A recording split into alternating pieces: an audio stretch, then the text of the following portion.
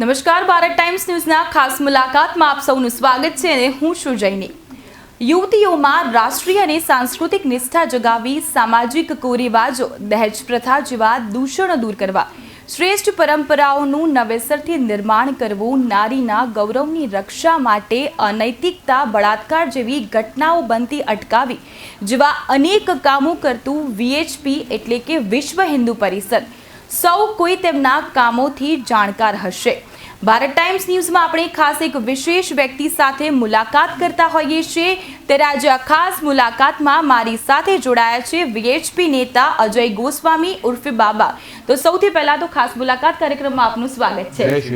સૌથી પહેલા તો આપ જણાવશો આપના વિશે અને થોડુંક VHP વિશે. વિશ્વ હિન્દુ પરિષદ શું છે? જય શ્રી રામ. મારું નામ અજય ગોસ્વામી. કર્ણાવતી મહાનગરની અંદર પૂર્વ વિભાગમાં કેમ્પ હનુમાન વિભાગની અંદર ઉપાધ્યક્ષની જવાબદારી છે બજરંગ દળની અંદર. વિશ્વ હિન્દુ પરિષદ, ઘણા બધા લોકોને એવો પ્રશ્ન હોય છે કે આ વિશ્વ હિન્દુ પરિષદ શું છે, આનું મુખ્ય કાર્ય શું છે અને કયા આધાર ઉપર આ સંગઠન કામ કરે છે. વિશ્વ હિન્દુ પરિષદ એટલે કે આ કંઈક ઘણા બધા લોકો વિચારે કે રાજકીય સંગઠન છે, પણ આ રાજકીય સંગઠન કે કોના આધાર ઉપર ચાલતું સંગઠન વ્યક્તિ વિશેષ નથી. વિશ્વ હિન્દુ પરિષદનું મુખ્ય કાર્ય એ છે કે ભારતની અંદર રહેતા જે હિન્દુઓ છે એમના ઉપર થતા અત્યાચારને રોકવા માટે વિશ્વ હિન્દુ પરિષદ સતત છેલ્લા 60 વર્ષથી ભારતની અંદર સેવા આપી રહ્યો છે. જેની અંદર લવ જિહાદના વિષયો છે, લેન્ડ જિહાદના વિષયો છે. એની અંદર આપણા ઘણા બધા હિન્દુઓ છે જે લવ જિહાદમાં એમની છોકરીઓ ફસાઈ જાય છે, પણ એ મા-બાપ બોલવાથી કે સમાજમાં એમની છોકરીનું કંઈક નામ ખરાબ થઈ જાય એના બીકના કારણે ઘણા બધા મા-બાપ અમને બોલતા નથી. પછી એમને અમે સંપર્ક કરીએ, એમને વિશ્વાસ આપીએ. ઘણા બધા એવા વિષયો આજની તારીખની અંદર અમદાવાદની અંદર પણ હાલે અમે દરરોજ અમારી જોડે એવા ઘણા બધા વિષયો આવતા હોય છે કે આજે આ જગ્યા ઉપર આ કોલેજની અંદર લવ જિહાદનો કિસ્સો બન્યો, અહીંયાથી આ વિધર્મી છે ત્યાં હિન્દુ છોકરી લઈ ગયો, એમની મા-બાપની ઈચ્છા નથી, પછી એ લોકો લઈ ગયા, પછી એમનું કંઈક સન્માન નથી કરતા. એ લોકો એમને એમના પ્રમાણે જ્યાં સુધી એમને એમનાથી કંઈક મળતું હોય ત્યાં સુધી છોકરીઓ એમના જોડે રહે, આપણા હિન્દુ સમાજની. ત્યારબાદ એમને એ લોકો એમના પ્રેમ જાલમાં ફસાવીને એ લોકો એમના ધર્મમાં કન્વર્ટ કરે, માઇન્ડ વોશ કરીને ધર્મ કન્વર્ટ કરે. પછી એ લોકો એમના મા-બાપને છોકરીઓને એટલું ભણાઈ દે, એમને એટલું સ્માર્ટ કરી દે કે છોકરી એમના મા-બાપને છોડીને છોકરા જોડે આવવા માંગે. એના પછી 6 મહિના પછી 12 મહિના પછી એ છોકરો પોતે છોકરીના મા-બાપને ઘરે મૂકવા આવે કાં તો એને કાઢી દે. આવા ઘણા બધા ભારતની અંદર લાઈવ કિસ્સા છે અને ભારતની અંદર રેકોર્ડ પણ ઘણા બધા એવા છે. જેમ કે આપણી હિન્દુ છોકરીઓ કે એમાં લવ જિહાદમાં ફસાઈ જાય છે અને ત્યારબાદ એમના મા-બાપ ને આખું પરિવાર દુખી થાય છે. આવી દુઃખદ ઘટનાઓ જે પરિવારમાં ઘટે છે, હવે આ ઘટના સમાજમાં બહાર કાઢીએ ત્યારે એમને મા-બાપને બીક હોય કે સમાજમાં જઈશું ત્યારે અમારી છોકરી જોડે પછી લગ્ન કોણ કરશે, એવું ઘણી બધી વિષયો હોય. ત્યારે વિશ્વ હિન્દુ પરિષદ અને બજરંગ દળ આવા વિષયો માટે હિન્દુ સમાજની, હિન્દુ બહેન દીકરીની રક્ષા કરવા માટે સર્વપ્રથમ છે, હતો અને રહેશે.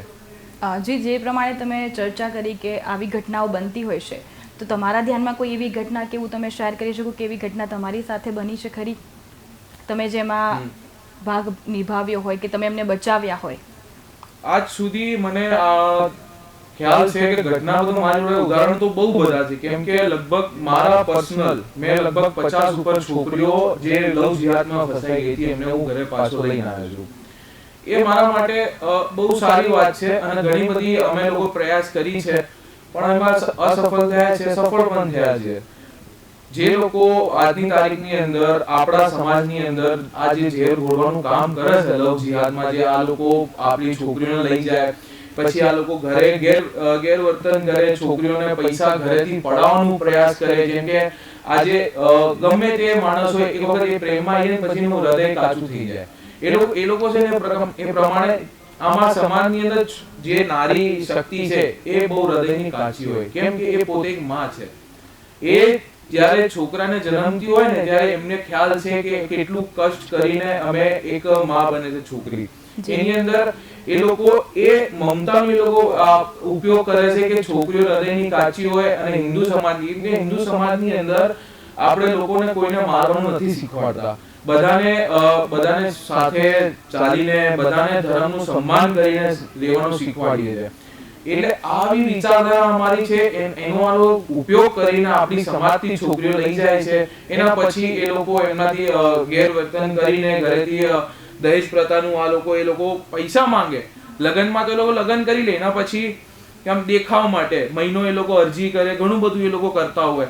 પણ એ લોકો ખાલી ક્યાં સુધી, જ્યાં સુધી એ છોકરી એમના પાકી ઘરે ના આવી જાય. પછી છોકરી જ્યારે ઘરે આવી જાય તો એમને મળી જાય આખી કસ્ટડી એમની, કે હવે લગ્ન થઈ ગયા, બધું થઈ ગયું, ત્યાર પછી એ લોકો એમને એ બધા છોકરીઓ હેરાન થવાની ચાલુ થાય અને બધા લવ જિહાદમાં ફસાયેલી છોકરીઓ છેલ્લે એમને તલાક આપીને પાછી એના મમ્મી પપ્પાને ઘરે આવે છે. આજની તારીખમાં ઘણા બધા એવા કિસ્સાઓ છે, ઘણી બધી એવા મા બાપને હું ઓળખું છું જે લોકો આજની તારીખની અંદર એટલા બધા હેરાન થઈને જ્યારે એમની છોકરી પાછી આવી ત્યારે એમને જે રડતા ફેસ જ્યારે હસી ગયા, અમને ખુશ થયા, ત્યારે અમને બહુ સારું લાગ્યું કે અમે હિન્દુ સમાજને ક્યાંક ને ક્યાંક બચાવવાનો પ્રયાસ જે કરી રહ્યા છે એમાં સફળ થઈ ગયા. જી, વીએચપીમાં તમે કઈ રીતે જોડાઈ? એક યુવા નેતા તરીકે તમને વીએચપીમાં જોડાવાની કેમ ઈચ્છા થઈ, કહેશો?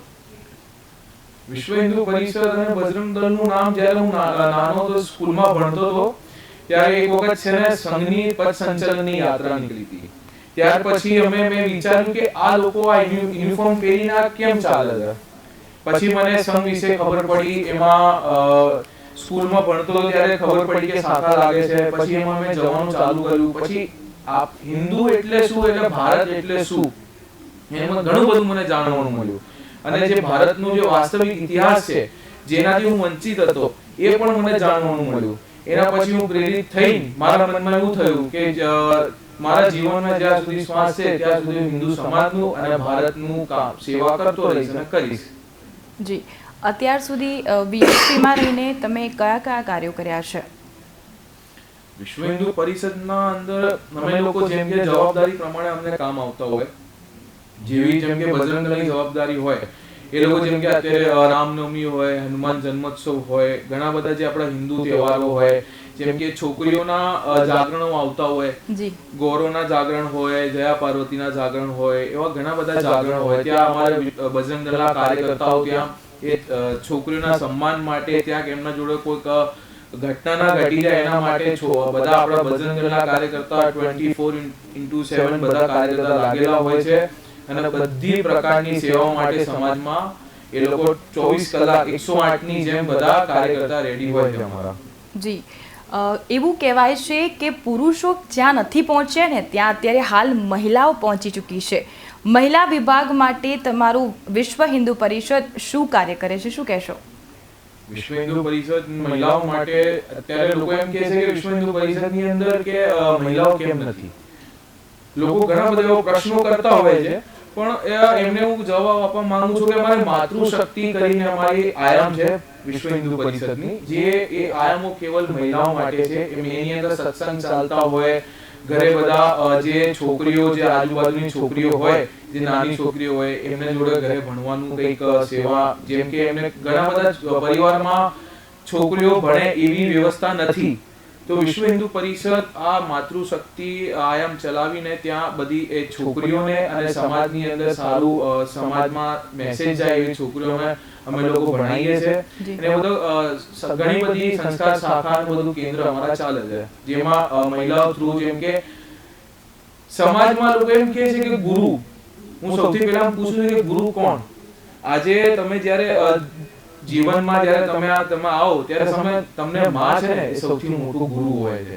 એ તમને છે ને તમને માં બોલતા નથી શીખવાડતી, સૌથી પહેલા પપ્પા બોલતા શીખવાડે છે. તો માં સૌથી મોટી ગુરુ છે. તો એ માના આધારે એના એ જે માતૃશક્તિ છે એ અમારી, એટલે અમારી રાષ્ટ્રની જગત જનની કોણ આજે અમે બધા આજે દુનિયામાં છે એ અમારી માના, આપણે નારી શક્તિ કારણે છીએ. તો વિશ્વ હિન્દુ પરિષદ નારી શક્તિને પ્રોત્સાહન કરવા માટે આ દુર્ગા વાહિની છે, અલગ અલગ એવા ઘણા બધા સંગઠનો છે જેમાં જે મહિલાઓ પોતાના રૂપે સ્વૈચ્છિક રૂપે ચલાવે એવા સંગઠન એમને સપોર્ટ કરે છે. હા જી, અત્યાર સુધીમાં તમે જે કાર્યો કર્યા છે વિશ્વ હિન્દુ પરિષદમાં, તેમાંની કોઈ એવી ઘટના ખરી જે તમે અમારા દર્શક મિત્રો સાથે શેર કરી શકો? દર્શકો મિત્રો માટે સૌથી પહેલા છે ને 4 વર્ષ પહેલા જઈશ, જ્યારે 2020 ની 21 ની વાત છે.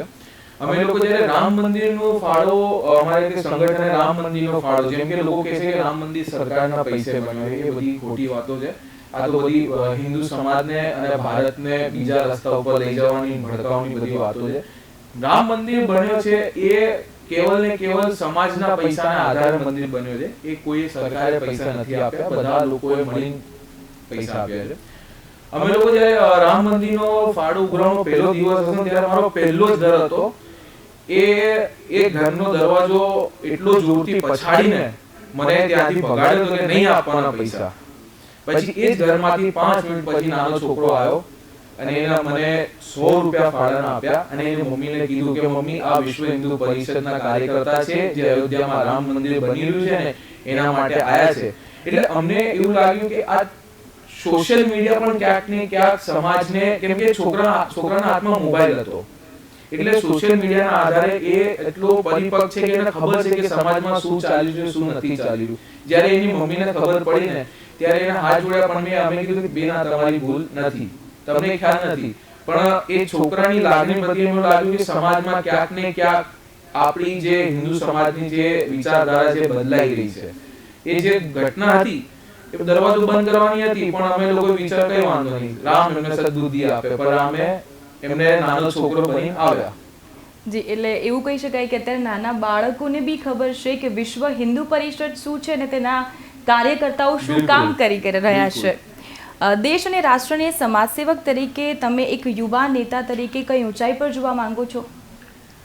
યુવા નેતા તરીકે તો નહીં, પણ એક રાષ્ટ્રનો જાગૃત નાગરિક તરીકે હું મારા ભારતને એટલી ઊંચાઈ ઉપર જોવા માંગુ છું. જેમ કે આપણે ખાલી વાતો કરીએ એમાં આટલું ઉપર જઈશું, આટલું ઉપર જઈશું, પણ ઉપર જવાના રસ્તા શું, આધાર શું, ઉપર જવાનું એટલે પૈસા તરીકે ઉપર જવાનું કે ડેવલપમેન્ટના ઉપર જવાનું, કયા તરીકે ઉપર જવાનું? આજે અમે લોકો જ્યારે બીજા કોઈ દેશને આપણે, જેમ કે મોટું એક્ઝામ્પલ લઈએ તો જે કે અમેરિકા છે, બ્રાઝિલ છે, મેક્સિકો છે, આપણે જ્યારે એવા બધા દેશને જોઈએ ને ત્યારે આપણે શું જોઈએ કે ત્યાં ક્રાઇમ રેટ બહુ વધારે છે, એના લોકો ક્રાઇમ રેટ બહુ વધારે છે. આપણે કોઈ પણ મોટા કન્ટ્રીને કે કન્ટ્રીને જોતા હોઈએ ને ત્યારે આમાં આપણે વિચારીએ છીએ. મારો દૃષ્ટિકોણ એવું છે કે જ્યારે મારા ભારતને કોઈ એમ જોઈએ ને એવું લાગવું છે કે રાત્રે 3 વાગે માણસ એકલો નીકળે તો એના ભારતમાં સેફટી છે. હું મારા ભારતને એટલું ઉપર જોવા માંગુ છું કે કોઈ પ્રશ્ન ના ઉઠાઈ શકે. જી, અત્યારે જે 4-5 દિવસથી બાંગ્લાદેશની અંદર જે હિન્દુઓને પ્રતાડના સહન કરવી પડી છે, જે આરક્ષણ મુદ્દો ઉઠ્યો છે, એ મુદ્દે તમે શું કહેશો? અને હિન્દુઓ પર અત્યારે પણ ત્યાં અત્યાચાર તો ચાલુ જ છે. બાંગ્લાદેશની અંદર જે કટ્ટરપંથી વિચારધારાવાળા જે સંગઠનો જે કામ કરી રહ્યા છે, જેમ કે આપણે કહીએ ને તો ઇસ્લામિક જિહાદી જે વિચારધારા છે, એની અંદર બાંગ્લાદેશની અંદર હિન્દુ માઇનોરિટી છે, ભારતની અંદર મુસ્લિમ માઇનોરિટી છે. બંને આ બાજુ મુસ્લિમ છે અને બાંગ્લાદેશમાં હિન્દુ છે. પણ જ્યારે પણ કોઈ ભારતની અંદર ઘટના ઘટે ત્યારે ભારતના મુસ્લિમ બહુ સેફ ફીલ કરે છે, કેમ કે અહીંયાનો લોકતંત્ર બહુ મજબૂત છે અને અહીંયા લોકો જેટલું વિશ્વાસ શાસન પ્રશાસન ઉપર કરે છે એનો એટલો વિશ્વાસ બહારના લોકો કદાચ નહીં કરતા હોય. બાંગ્લાદેશની અંદર જે હિન્દુ આજની તારીખની અંદર જેમના ઘરમાંથી બહાર કાઢવામાં આવી રહ્યા છે એ બધા જ્યાં અત્યારે ઘણા બધા એવા મારા મોબાઈલ ઉપર વિડીયો આવ્યા છે એ લોકોને મારી વધારે નહીં કહી શકું, કેમ કે ઘણા બધા એવા સેન્સર વાળા વિડીયો છે. એ બધા વિડીયો મને એવું થાય છે કે ત્યાંના જે હિન્દુ માઇનોરિટી છે એ ક્યાંક ને ક્યાંક દબાઈ રહી છે. જ્યારે દબાવતા હોય, જ્યારે બધી કોઈક માણસ દબાવતું હોય ત્યારે બીજો માણસ એને મારવા આવે, એ ઉદાહરણ છે. હિન્દુ સમાજ બાંગ્લાદેશની અંદર એમને સત્તા નથી મળતી, કેમ કે ત્યાં જે બાંગ્લાદેશ છે મુસ્લિમ શાસક દેશ છે. આજની અંદર પાકિસ્તાનની અંદર તમે જો ભારતનું વિભાજન થયું, આમ કહેવા જઈએ કે ભારત આઝાદ થયું, પણ ક્યાંથી આઝાદ થયું? કોણે આઝાદ કરાયું? કોણે કબજો લીધો હતો? ભારતના જ બધા નાગરિક હતા. જ્યારે ભારતનું વિભાજન થયું ધર્મના આધારે કે ભાઈ પાકિસ્તાન બનશે ત્યારે મુસ્લિમ આ બાજુ, ભારત બનશે ત્યારે હિન્દુ આ બાજુ, 1947માં ધર્મના આધારે ભાગલા પડ્યા. એના પછી આ વેસ્ટ પાકિસ્તાન અને ઈસ્ટ પાકિસ્તાન બનાવવામાં આવ્યું. જ્યારે આ બાંગ્લાદેશ આઝાદ થયું પાકિસ્તાનથી, ત્યાર પછી એ ગતિવિધિ બંધ નથી રહી, એ ગતિવિધિ કન્ટિન્યુઅસ ત્યાં ચાલી રહી છે. એ લોકો આપણે કહીએ કે સ્લીપર સેલ્સ, એ લોકો આટલા વર્ષોથી ધીરે ધીરે કામ કરતા હોય, એ લોકો બધા જોય કે આ વિસ્તારમાં હિન્દુ આટલી સંખ્યામાં છે, આટલી સંખ્યામાં છે, આટલી સંખ્યામાં છે. તમે જો જ્યાં જે વિસ્તારની અંદર હિન્દુની વસ્તી ઓછી છે ત્યાં સૌથી વધારે હિન્દુ ત્યાં માર ખાયા છે, અને ત્યાંથી બધા જેટલા પણ જે વિડીયો આવી રહ્યા છે બધા એવા વિસ્તારમાંથી આવી રહ્યા છે. જી, યુવા નેતા તરીકે તમે અમારા દર્શક મિત્રોને અને જે બાંગ્લાદેશમાં અત્યારે ફસાયેલા હિન્દુઓ છે તેમને શું મેસેજ આપવા માંગો છો? બાંગ્લાદેશમાં ફસાયેલા હિન્દુઓ માટે મારું મેસેજ કે એવું બધું વિષય નથી, પણ બધાને હું એટલું જ કહેવા માંગુ છું કે તમે તમારી સંસ્કૃતિ અને તમારા ધર્મને જાળવી રાખો. એક દિવસ અમે લોકો સફળ થઈશું. સમાજમાં આપણું પણ જ્યારે આજની તારીખની અંદર ભારતમાં જેમ કે મુસ્લિમ સેફ છે, તો બાંગ્લાદેશમાં પણ હિન્દુ અમે સેફ કરીશું.